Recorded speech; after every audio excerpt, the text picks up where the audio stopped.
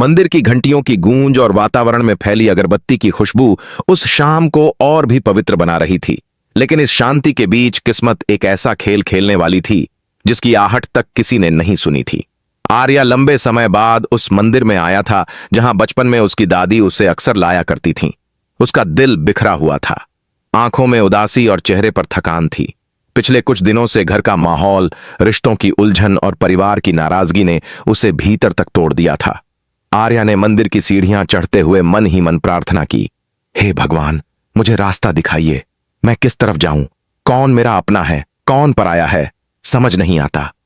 दूसरी तरफ उसी समय उसी मंदिर में अनु भी आई थी।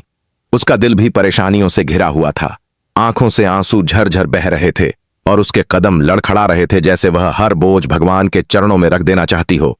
जैसे ही आर्या ने मंदिर के अंदर कदम रखा, उसकी नजर अनु पर पड़ी। वह स्तब्ध रह गया। उसका दिल जोर जोर से धड़कने लगा। यह वही अनु थी जिसे देखने की उसने कितनी बार दुआ मांगी थी, लेकिन हालात और परिवार की साजिशों ने उन्हें अलग कर दिया था। दोनों की आंखें मिलीं तो मानो वक्त थम गया। चारों ओर मंदिर की भीड़ गायब हो गई और सिर्फ आर्या और अनु रह गए। अनु की आंखों से बहते आंसू ने आर्या का दिल पिघला दिया। वह धीरे धीरे उसकी ओर बढ़ा। अनु कांपते हुए बोली, आर्या, सचमुच तुम हो? मैंने तो सोचा था अब कभी तुमसे मुलाकात नहीं होगी।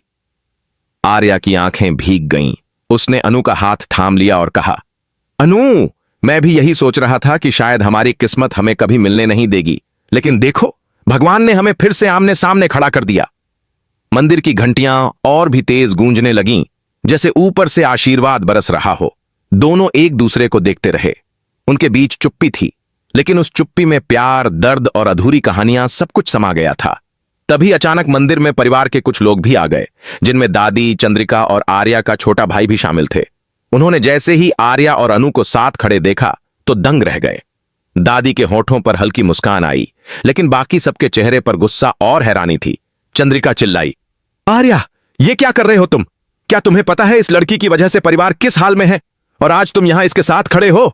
आर्या ने दृढ़ता से जवाब दिया, हाँ चाची, मुझे पता है, लेकिन मुझे यह भी पता है कि मेरा दिल किसके साथ है, और मेरा दिल सिर्फ अनु के लिए धड़कता है। यह सुनते ही पूरा परिवार हक्का बक्का रह गया। अनु की आंखों से आंसू बहते रहे। उसने कांपते हुए कहा, आर्या, तुम ऐसा कहकर सबको अपने खिलाफ मत करो। मैं नहीं चाहती तुम्हारे परिवार में मेरे कारण आग लगे। लेकिन आर्या ने उसके होंठों पर हाथ रख दिया और बोला, बस अनु, अब और चुप नहीं, मैंने बहुत सह लिया। अब समय आ गया है कि सब सच जाने। चाहे जो हो जाए, मैं तुम्हारे साथ खड़ा रहूंगा। दादी ने यह सुनकर आंखें बंद कर लीं और हाथ जोड़कर भगवान का धन्यवाद किया। उनकी आंखों से खुशी के आंसू बह निकले, क्योंकि वह जानती थीं कि आर्या और अनु का रिश्ता भगवान की मर्जी से ही बना है। लेकिन दूसरी तरफ चंद्रिका और परिवार के बाकी लोग आग बबूला हो उठे।